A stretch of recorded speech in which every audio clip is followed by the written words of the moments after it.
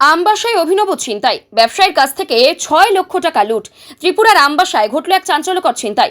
বুধবার রাতে প্রতিষ্ঠিত ব্যবসায়ী গৌরচন্দ্র পাল দোকান বন্ধ করে বাড়ি ফিরছিলেন। ঠিক সেই সময় বাইকে আসা একদল দুষ্কৃতী তাকে ধাক্কা দিয়ে ফেলে দেয়। তারপর তার চোখে বিষাক্ত রাসায়নিক স্প্রে করে মুহূর্তের মধ্যেই হাতে থাকা টাকার ব্যাগ ছিনিয়ে পালিয়ে যায়। ব্যাগটিতে প্রায় ৫ থেকে ৬ লক্ষ টাকা ছিল বলে জানা গেছে। ঘটনাটি এত দ্রুত ঘটে যে আশেপাশে কেউ বুঝে ওঠার আগেই তারা ছিনতাইকারীরা বাইক নিয়ে চম্পট দেয়। এই অভিনব কৌশলে ছিনতাই হওয়া এলাকায় আতঙ্ক ছড়িয়েছে। আজ সকালে পুলিশ গোটা ঘটনার তদন্ত শুরু করেছে। এনসিসি থানার আধিকারিকরা জানিয়েছেন, ঘটনাস্থল থেকে প্রাথমিক তথ্য সংগ্রহ করা হয়েছে এবং ছিনতাইকারীদের খুঁজে বের করতে বিশেষ টিম গ্রহণ করা হয়েছে। ব্যবসায়ী গৌরচন্দ্র পাল বর্তমানে শারীরিকভাবে সুস্থ থাকলেও মানসিকভাবে ভীষণভাবে আঘাতপ্রাপ্ত। স্থানীয়রা বলছেন, এই ধরনের ঘটনা আমবাসায় আগে শোনা যায়নি। রাসায়নিক স্প্রে ব্যবহার করে ছিনতাইকারীদের পালানোর কৌশলকে তারা অভিনব ও ভয়ঙ্কর বলে অভিহিত করেছেন। তাদের দাবি, দ্রুত অপরাধীদের গ্রেপ্তার করে কঠোর শাস্তি দেওয়া হোক। পুলিশের পক্ষ থেকে আশ্বাস দেওয়া হয়েছে, খুব শিগগিরই অভিযুক্তদের শনাক্ত করে আইনের আওতায় আনা হবে। আমবাসার এই ঘটনায় সাধারণ মানুষের মধ্যে নিরাপত্তা নিয়ে উদ্বেগ বাড়ছে।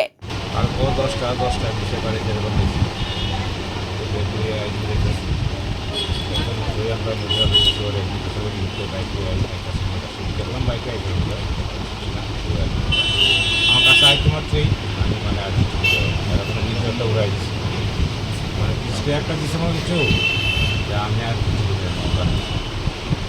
করছি। আমার রাস্তায় ব্যাগটা আমার তখন ব্যাগটা নেই, তখন কিন্তু আমার হুশ আছে, কিন্তু আমি শিক্ষাটা করে এই যে আমি যে সারি না, এই যে টানে করছি আমার প্রচণ্ড রাস্তা সাউন্ড বইতেছে দিকে শুনছে, মানে আশা করি এখন যে তোমার তো বাইরে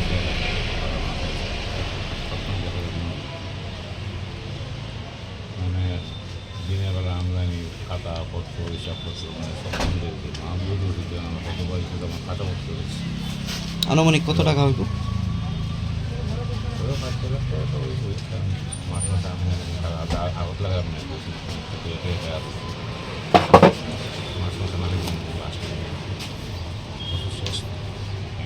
মানে এখন এক্ষণে কি পদক্ষেপ নেওয়া হয়েছে? আজকে কী করে তো তারা ঘোরাইছে আর ভয় ছিল আর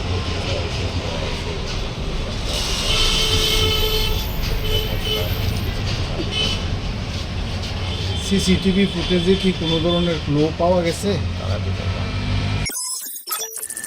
রিপোর্ট সংবাদ প্রতীক্ষা।